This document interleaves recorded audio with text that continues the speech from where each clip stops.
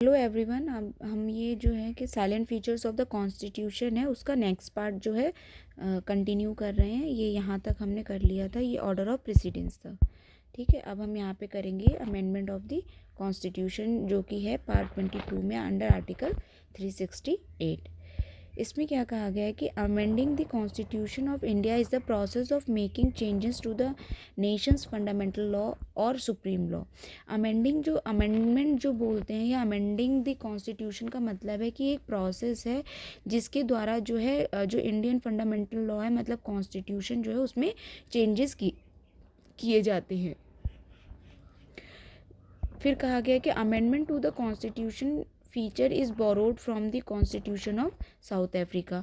जो अमेंडमेंट वाला जो कॉन्स्टिट्यूशन के अमेंडमेंट वाला जो फीचर है वो हमने कहाँ से बोरो किया है? साउथ अफ्रीका से। फिर the procedure for amending the constitution is neither flexible like Britain और नॉर रिजिड लाइक यूएसए। मतलब कि यहाँ पे ये कहा गया है कि जो प्रोसीजर है अमेंडमेंट का कॉन्स्टिट्यूशन के वो ना ही ब्रिटेन की तरह बहुत ज़्यादा फ्लेक्सिबल है, मतलब इतनी इजीली भी हमारे यहाँ पे वो जो अमेंडमेंट प्रोसेस है वो नहीं हो पाती है, और ना ही बहुत रिजिड है जैसे कि यूएसए में। वहाँ पे कोई कॉन्स्टिट्यूशन में कुछ अमेंड करना बहुत ही टफ टास्क है। फिर it is the synthesis of both.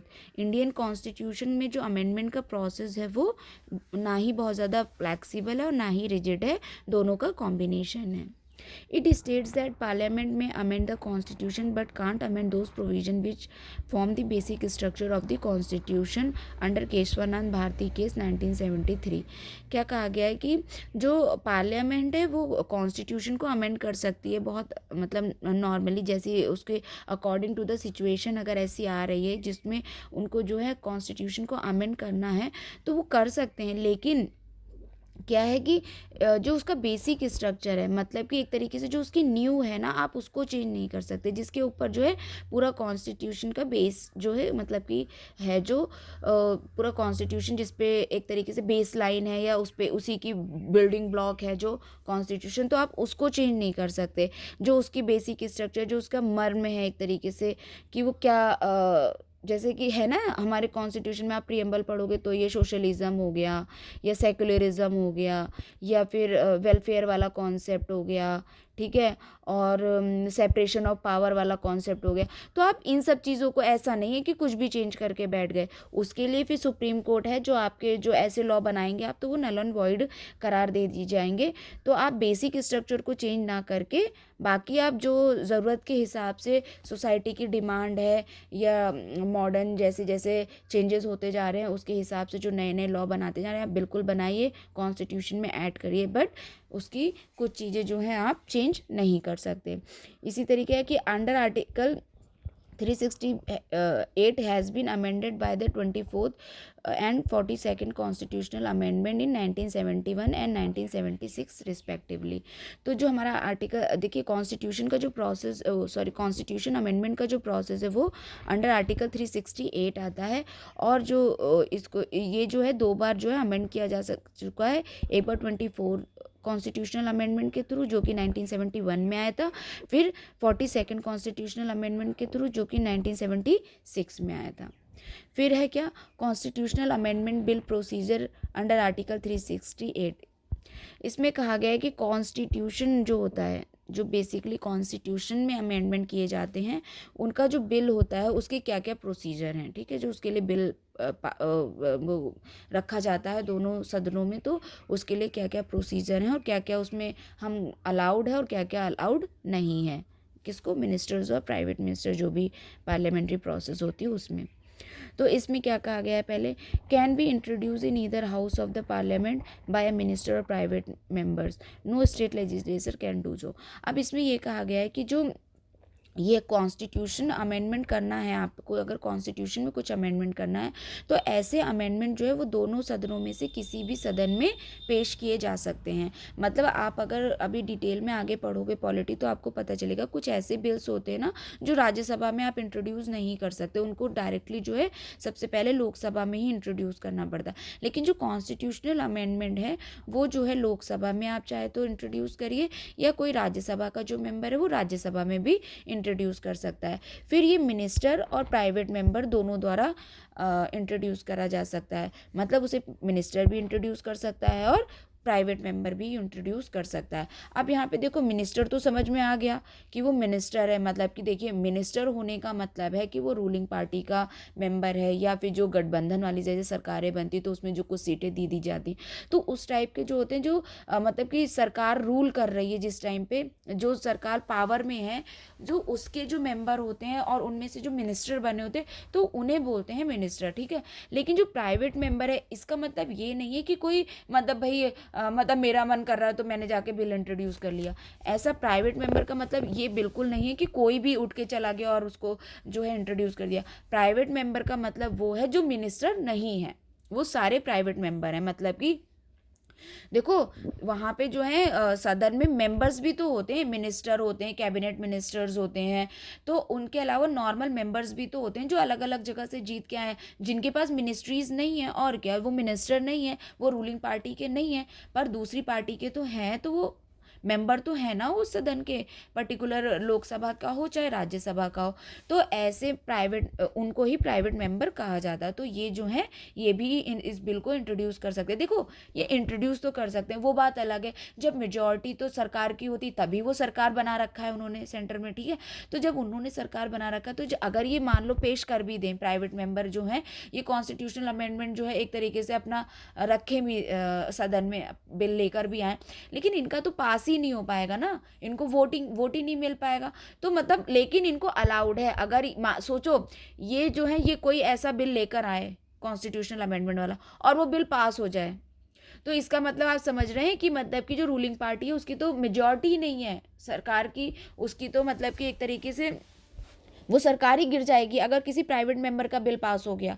तो मतलब इनके पास अथॉरिटी तो है कि आप जो है ऐसा कोई बिल ला सकते हो। वो बात अलग है कि ऐसे मेंबर्स के जो बिल होते हैं वो जल्दी पास ही नहीं होते हैं।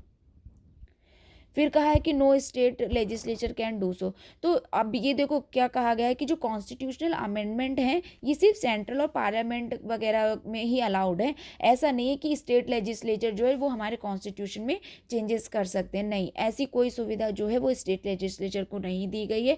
ये सिर्फ पार्लियामेंट में ही के पास ही सुविधा है कि वो कॉन्स्टिट्यूशनल अमेंडमेंट कर सकते हैं। ये बाकी अमेंडमेंट्स कर सकते हैं लेकिन कॉन्स्टिट्यूशनल अमेंडमेंट नहीं कर सकते हैं, ठीक है। और जो चीज़ों के लिए बिल होते हैं ये वो बिल पेश कर सकते हैं, लेकिन कॉन्स्टिट्यूशन में अमेंडमेंट इन्हें अलाउड नहीं है। फिर प्रेसिडेंट रोल क्या है, no prior permission required for the introduction. यहाँ पे ये कहने का मतलब जैसे कुछ बिल ऐसे होते हैं जो पेश करने के लिए पहले जो है प्रेसिडेंट की प्रायर परमिशन लेनी पड़ती है, उसके बाद ही वो, जैसे खासकर जैसे ये जो बजट वगैरह होता है, फाइनेंशियल बिल वगैरह होते हैं, तो इनसे रिलेटेड जो परमिशन है पहले प्रेसिडेंट की प्रायर परमिशन लेनी पड़ती है, पहले ही बिल पेश करने से पहले ही इनको परमिशन लेनी पड़ती है, तो वो जो है बिल आसानी से पास हो जाते हैं। लेकिन कॉन्स्टिट्यूशनल अमेंडमेंट के लिए इनको ऐसा कोई प्रोसीजर फॉलो नहीं करना पड़ता है। फिर क्या दिया हुआ, मेजॉरिटी नीडेड। अब इसमें कहा गया कि required a special majority 50% of total membership +2/3 of the membership present and voting. इसमें क्या कहा गया है कि मतलब जो स्पेशल मेजॉरिटी है, मतलब देखो टोटल मेंबरशिप कितनी है, मैं ऐसे समझाती हूँ एग्जाम जैसे क्या है, टोटल मेंबरशिप कितनी है 543 है, ठीक है। अब आप कहेंगे कि 545, तो पहले 545 थी, वो दो एंग्लो इंडियंस जो थे ना वो हट गए हैं ना, तो तब से ये 543 हो गई है। तो ये 543 हो गई, तो इतनी जो टोटल मेंबरशिप है, ठीक है। फिर इसमें कहा गया है कि a majority of total membership more than, तो टोटल मेंबरशिप की जो मेजॉरिटी होगी, टोटल मेंबरशिप की मेजॉरिटी का मतलब है मोर देन 272, इनसे ज़्यादा होने चाहिए। 272 ही तो हुए इसके हाफ, तो इससे ज़्यादा लोग होने चाहिए वहाँ पे मौजूद। और उसमें भी क्या कहा गया कि अ majority of 2/3 of the members of each house present and voting. Lok Sabha के मामले में ये क्या हो गया, मान लो 362, ठीक है। इतना तो मिनिमम रिक्वायरमेंट ही है, ठीक है, इससे कम में तो काम ही नहीं चलेगा। उसके बाद है कि 360 लोग, टू लोगों की जो है क्या चाहिए, प्रेजेंट होने चाहिए और वोटिंग करने चाहिए, इतने लोग, मोर देन, इनसे ज़्यादा ही, समझ गए। तो आप ऐसे समझो कि जो ये पहला वाला कॉन्सेप्ट है इसको समझो, जो ये कहा गया ना, ये जो टोटल मेंबरशिप है ये हो गई कितनी 543। फिर ये जो 2/3 बोल रहे हैं ये कितना हो गया, नहीं ये बोला है ना कि 50% वाला, टोटल मेंबरशिप 543 हो गई और 50% जो था 50% ऑफ टोटल मेंबरशिप ये कितना हो गया 272 से ज़्यादा, ये 50% हो गया तो इससे ज़्यादा। फिर आता है कि 2/3 of the member present and voting, तो ये क्या हो गया 362 से ज़्यादा। तो इतना तो इससे ज़्यादा लोगों का द्वारा जो है वोटिंग करनी चाहिए फेवर में, तब जाके वो जो बिल है उसे पास माना जाएगा। ठीक है, तो अच्छी खासी मेजॉरिटी चाहिए होती है कॉन्स्टिट्यूशनल अमेंडमेंट करवाने के लिए। फिर क्या बोला गया है, passage both the house must pass it separately, no provision of joint sitting in case of disagreement. अच्छा देखो, एक कॉन्सेप्ट है जॉइंट सिटिंग का। ठीक है, तो ये जो है ना कुछ बिल्स में जो है जॉइंट सिटिंग का कॉन्सेप्ट है कि मतलब अगर मान लो कि राज्यसभा से पास नहीं हो पा रहा है या किसी वजह से नहीं हो पा रहा है लोकसभा में या जहाँ पर भी, तो क्या होता है जॉइंट सिटिंग बिठा देते हैं, प्रेसिडेंट की परमिशन से जॉइंट सिटिंग बैठ जाती है। और उसमें क्या होता है, क्योंकि मेजॉरिटी भाई रूलिंग पार्टी की होती है तो वो बिल पास करवा दिया जाता है। तो लेकिन कॉन्स्टिट्यूशनल अमेंडमेंट में ऐसा जॉइंट सिटिंग वाला कोई प्रोसीजर फॉलो नहीं होगा और दोनों हाउसों को अलग अलग ही मतलब कि वो बिल को पास करवाना पड़ेगा, ये वाला फॉलो करके। देखो ये मैंने जो बताया ये लोकसभा के केस में है, राज्यसभा की अपनी टोटल मेजॉरिटी होगी, फिर उनका 50% मोर देन जो होगा वो अलग होगा और 2/3 उनका अपने अपने स्ट्रेंथ के हिसाब से होगा। ठीक है, फिर amendment of the federal provision needs special majority and state ratification half the state by simple majority. अब इसमें क्या कहा गया है, जो अमेंडमेंट होते जैसे कि कुछ फेडरल प्रोविजंस थे ना, अभी हमने जैसे ऊपर पढ़े थे कहीं पे कि जो फेडरल प्रोविजंस होते हैं जैसे कि सेपरेशन ऑफ पावर हो गया, या फिर स्टेट से रिलेटेड कोई मैटर हो गया, या फिर जैसे कि ये जो सर्विस वो अ,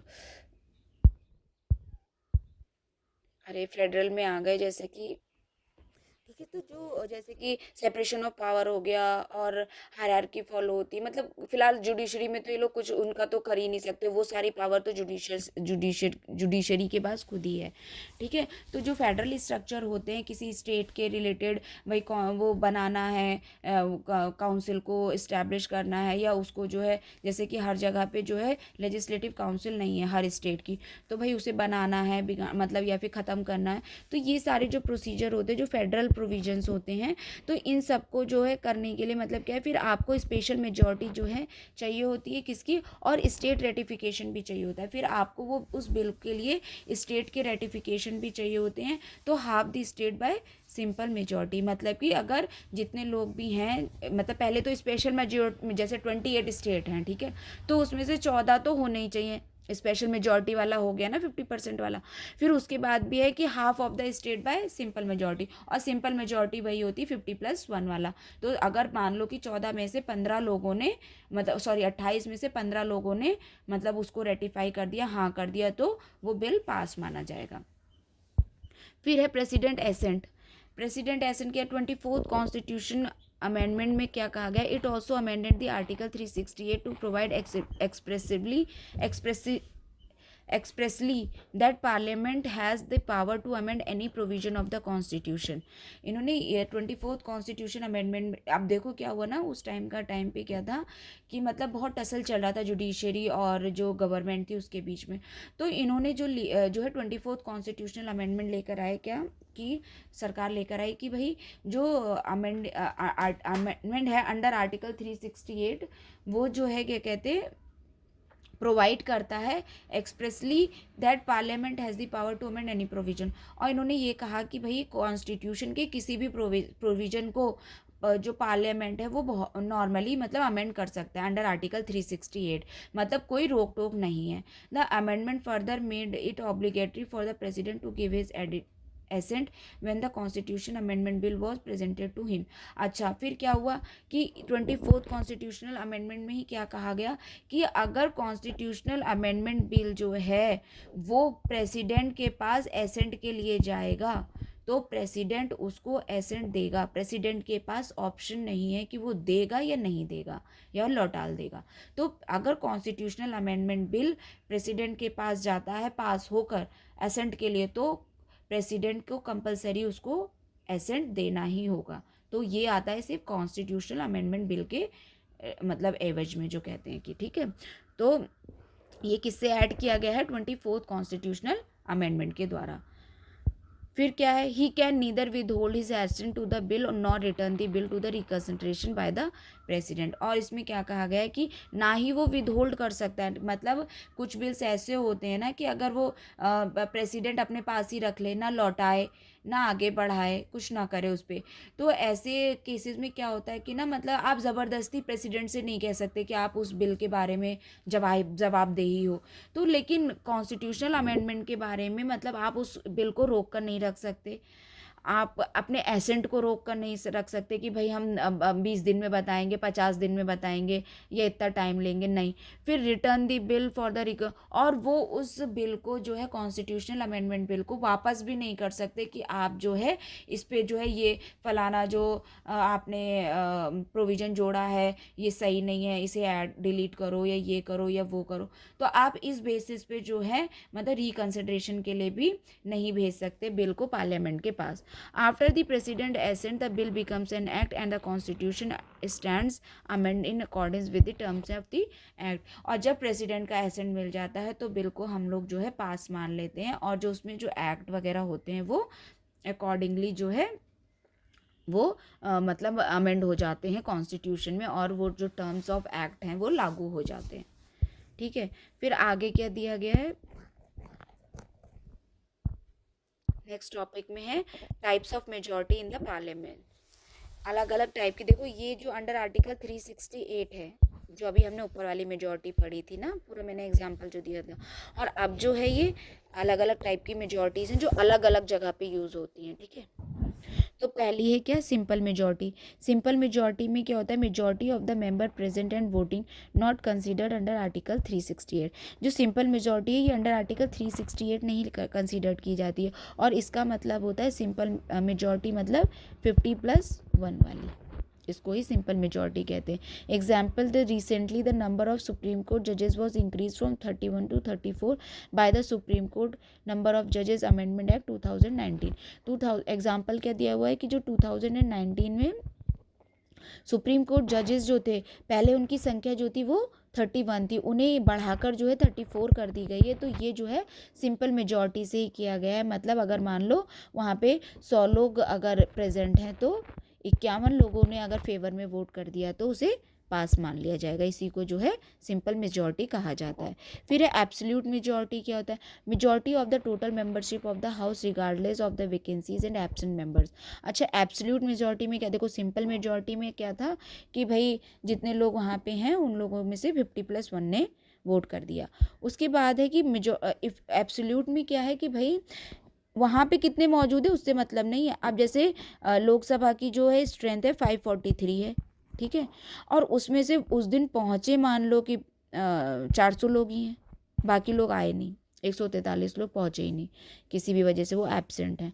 तो ऐसा नहीं है कि 400 लोगों की मेजॉरिटी मान ली जाएगी ना, मानी यहीं पे जाएगी 543 जितनी टोटल मेंबरशिप है। ठीक है, तो उसकी जो मेजॉरिटी होती है उसको कहा जाता है, मतलब 543 की जो कितनी आई 272 के आसपास आई ना लगभग, तो उतनी 272 है तो मतलब लगभग 273 या 4 जो भी मेजॉरिटी में आ रहा है +1 करके उतना जो है एब्सोल्यूट मेजॉरिटी होती है। फिर इफेक्टिव मेजॉरिटी क्या होती है? Effective majority of the effective strength of the house that is total strength minus vacancies. Example, removal of the chair of the house. मतलब कि ये क्या कह रहे हैं? जैसे मेजॉरिटी, इफेक्टिव मेजॉरिटी वो होती है जैसे कि मान लो 543 सीट्स हैं, ठीक है, अभी मेंबरशिप है लोकसभा की, लेकिन उसमें से क्या हुई है कि जो स्ट्रेंथ है और उसमें से मतलब कि 10 सीटें खाली रह गई। जैसे जम्मू कश्मीर वाला एरिया है, वहाँ से सभी लोग कहाँ आते हैं, वहाँ से कुछ सीटें खाली रह जाती। जो एरिया जो पाकिस्तान अपने में बोलता है या चाइना वाले वो वाला जो रीजन है पाकिस्तान ऑक्युपाइड कश्मीर वाला ना, तो ये बोलते हैं ना, तो वहाँ से अभी प्रॉपर जो है वो रिप्रेजेंटेशन हो ही नहीं पाता है, तो कुछ सीटें खाली रह जाती हैं। तो जैसे ये सीटें खाली रह गई तो इनको जो है उसमें से माइनस कर दिया जाएगा। मतलब कि फिर 533 से जो है मेजॉरिटी कंसीडर्ड की जाएगी, इसका हाफ करके +1, ठीक है। फिर आता है स्पेशल मेजॉरिटी एज पर आर्टिकल 249। अभी देखो हम 368 वाली आर्टिकल के अंडर में पढ़ कर आए हैं स्पेशल मेजॉरिटी। अब जो 249 के अंडर में दी गई है वो कौन सी है? Majority of not less than 2/3 of the member present and voting. इसमें 50% वाला क्राइटेरिया फॉलो नहीं होता है, लेकिन जो वहाँ पे प्रेजेंट हैं जितने भी, मान लो कि जैसे कि 543 की स्ट्रेंथ है, ठीक है, तो 543 में से 500 लोग वहाँ पे प्रेजेंट हैं, ठीक है, तो इनका 2/3 जो है उसकी स्ट्रेंथ ली जाएगी और उनको फेवर में वोटिंग करना होगा। तो ये होगा स्पेशल मेजॉरिटी अंडर 249। यहाँ पे देखो दोनों चीज़ें बहुत ध्यान से समझ लो। यहाँ पे क्या था, जो ये 2/3 थी ना, ये भी उसी की थी 543 की, ये इसकी नहीं थी कि भाई वहाँ पे कितने लोग उस टाइम प्रेजेंट हैं। और यहाँ पर ये हो रही है कि जो उस टाइम प्रेजेंट है वहाँ पे, ठीक है। दोनों में आर्टिकल 368 और 249 में यही डिफरेंस है। फिर स्पेशल मेजॉरिटी अंडर आर्टिकल 368 क्या है? Majority of the total membership irrespective of the vacancies and absentees and by a majority of not less than 2/3 of the member present and voting, ठीक है। ये अभी ऊपर समझ चुके, जैसे कि 103rd अमेंडमेंट एक्ट किया गया था 10% रिजर्वेशन टू द EWS के लिए, तो वो स्पेशल मेजॉरिटी अंडर आर्टिकल 368 ही पास करवाया गया था बिल। फिर स्पेशल मेजॉरिटी अंडर आर्टिकल 361 क्या होता है? Majority of not less than 2/3 of the total membership of the house. इसमें क्या कहा गया, देखो इसमें प्रेजेंट एंड वोटिंग था, ठीक है, और इसमें था कि टोटल मेंबरशिप का। अब इसमें कह रहे हैं कि जितने टोटल मेंबरशिप है उसमें के जो है 2/3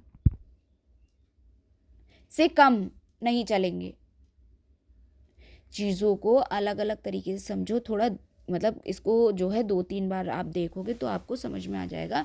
majority not less than 2/3 of the total membership, मतलब कि जितनी भी मेंबरशिप है 543, इसमें 50% वाली तो बात नहीं कह रहे हैं, लेकिन टोटल 27 मतलब 2/3 जो है उसकी जो है प्रेजेंट और वोटिंग में कंसिडर्ड की जाएगी, ठीक है। तो ये है स्पेशल मेजॉरिटी अंडर आर्टिकल 61। फिर है special majority of parliament and consent of the state. ये वो है जहाँ पे फेडरल स्ट्रक्चर जो है चेंजेस करे जाते हैं कॉन्स्टिट्यूशन में, तो स्पेशल मेजॉरिटी होनी चाहिए। फिर रेटिफिकेशन होना चाहिए half of the state legislature से बाय सिंपल मेजॉरिटी, मतलब 50+1 वाली। फिर most of the federal provisions are amended by this method, और ज़्यादातर फेडरल प्रोविजंस जो हैं वो इसी मेथड द्वारा वो जो है अमेंड किए जाते हैं। इफ़ वन और some of all the remaining states take no action on the bill, it does not matter the moment half the state gives their consent the formality is completed, there is no time limit within which the state should give their consent to the bill. अच्छा, यहाँ पे क्या कहा गया है कि जो मतलब कि 28 राज्य हैं मान लो, उसमें से अगर 15 लोगों ने हाँ कर दिया, 15 लोगों ने अपना कंसेंट दे दिया, उसके बाद बाकी 13 लोग उसको ना में हैं, फेवर में हैं, अगेंस्ट में हैं, वो बिल पास नहीं होने देना, उससे कोई फ़र्क नहीं पड़ता है, फिर वो बिल जो है पास करवा लिया जाएगा। वो मतलब कि उनके ना बोलने से उस बिल पर कोई इफ़ेक्ट नहीं पड़ेगा। और बोला गया है कि नो टाइम लिमिट है, मतलब कि जो हम जैसे ये लोग जो हैं जैसे पार्लियामेंट से वो बिल पर्टिकुलर जाते हैं ना कि कंसेंट के लिए पर्टिकुलर स्टेट में, तो वहाँ पर कोई टाइम लिमिट नहीं है कि इतनी ही टाइम लिमिट में आपको जो है कंसेंट देना ही है, ठीक है। इसके अंडर में जैसे 101 अमेंडमेंट बिल था जो GST से रिलेटेड था, वो ऐसे ही पास करवाया गया था, ठीक है। फिर है various provision and types of majority required. इसमें कुछ दे रखा है कि कौन कौन से सिंपल मेजॉरिटी से हो सकते हैं या कौन कौन से अलग अलग टाइप की मेजॉरिटी चाहिए, ठीक है। तो इसमें provision that require simple majority वाले कौन कौन से प्रोविज़न है? एडमिशन ऑफ न्यू स्टेट्स का एडमिशन जो होता है वो सिंपल मेजॉरिटी से होता है। फिर formation and alteration of existing state, ये भी जो है सिंपल मेजॉरिटी से होता है। Second schedule and abolition creation of legislative council, ये भी जो है सिंपल मेजॉरिटी से होता है। फिर क्योरम इन द पार्लियामेंट, ये भी जो है सिंपल मेजॉरिटी से होता है। क्योरम मतलब होता है कि मिनिमम जो स्ट्रेंथ चाहिए होती है पार्लियामेंट के प्रोसीजर को आगे बढ़ाने के लिए। फिर है क्या? Salaries and allowances of the member, ये इसमें भी जो है आर्टिकल जो 106 के अंदर आता है ये भी इसी से होता है, सिंपल मेजॉरिटी से। फिर rules of procedure article under 118, फिर use of English, number of using जजेस, privilege and privileges of the parliament under article 105, फिर है jurisdictions of the supreme court under article 138, official language under article 343, फिर citizenship under article 5 से 11, elections, delimitations of the constituencies under article 82 और union territories the 5th schedule और under article 244 and 6th schedule under article 244। तो ये सब जो provision है ये सारे सिंपल मेजॉरिटी से ही पास करवाए जाते हैं। और वो प्रोविज़न कौन से हैं जो स्पेशल मेजॉरिटी चाहिए होती है जिनको, वो हैं फंडामेंटल राइट हो गया, डीपीएसपी में कुछ चेंजेस करने हो, या all other provision which are not covered by the first and the third category. Third category क्या है? Provision that require the special majority ratification of half state.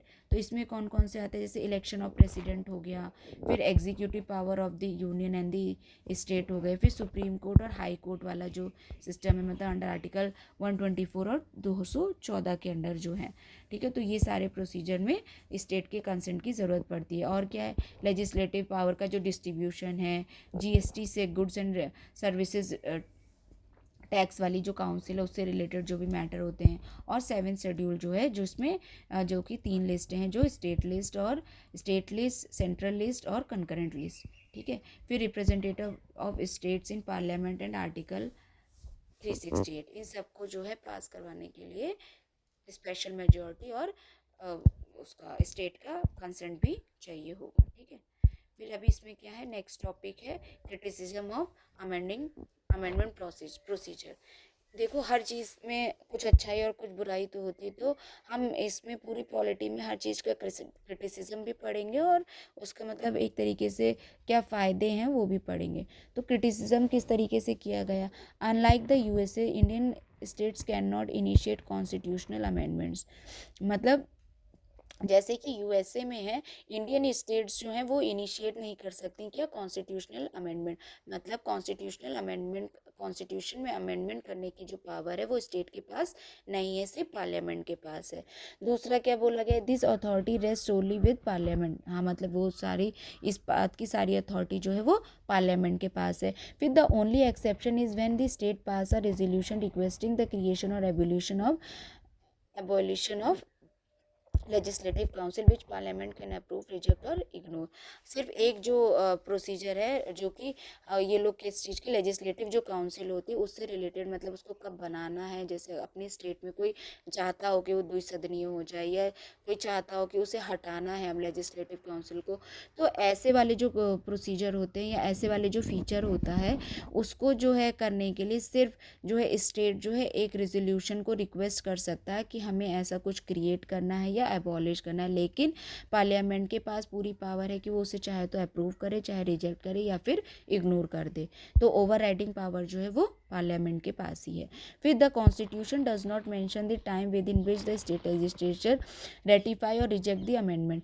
और फिर इसमें ये भी कहा गया कि जो स्पेशल मेजॉरिटी जो कॉन्स्टिट्यूशनल अमेंडमेंट वाला है वो तो ठीक है, उसके अलावा जो और अमेंडमेंट है तो जिसमें कि उसकी स्टेट्स की ज़रूरत पड़ती है रेटिफिकेशन की, हाफ ऑफ द स्टेट की, तो उसमें भी ना स्टेट के पास कोई टाइम लिमिट नहीं है कि भाई इतने टाइम में आपको जो है इसको रेटिफाई करके देना ही है। The constitution is also silent on whether the states can withdraw their approval once given.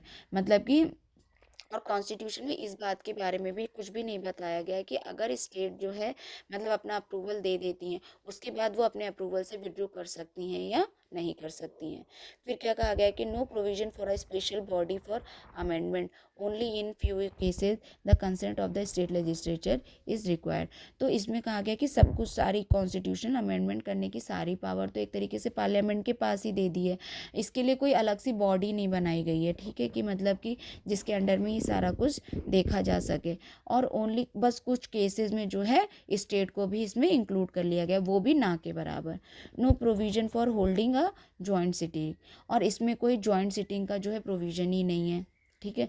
फिर क्या, wide scope for taking matters to the judiciary due to vague provision. और इसमें जो है बहुत सारे मैटर्स ऐसे हैं जिनकी वेग डेफिनेशन दे रखी है, जो कि पूरी तरीके से क्लियर नहीं है, तो जुडिशरी के इंटरफेयर करने का पूरे चांसेस होते हैं और मैटर जो है जुडिशरी के पास पहुंच जाता है। और जुडिशरी के पास जब पहुंचता है तो फिर वही बात आ जाती है कि वो कॉन्स्टिट्यूशनैलिटी चेक करती हैं। तो जुडिशरी जब कॉन्स्टिट्यूशनैलिटी चेक करते हैं तो भाई वो किसी एक्ट को जो है नल एंड वॉइड भी, जो आप प्रॉपर अमेंडमेंट कर रहे हो उसे नल एंड वॉइड भी क्रिएट कर नल एंड वॉइड भी डिक्लेयर कर सकते हैं। डिपेंड करता है कि आपके अंदर जो आपने जो अमेंडमेंट जो इनिशिएट करा है वो बेसिक स्ट्रक्चर को हार्म ना कर रहा हो। फिर अब इसमें नेक्स्ट जो टॉपिक है वो है major constitutional amendment at a glance. ये जो है हम नेक्स्ट वीडियो में करेंगे, अभी हम इसको यहीं पे कंप्लीट कर रहे हैं। Thank you.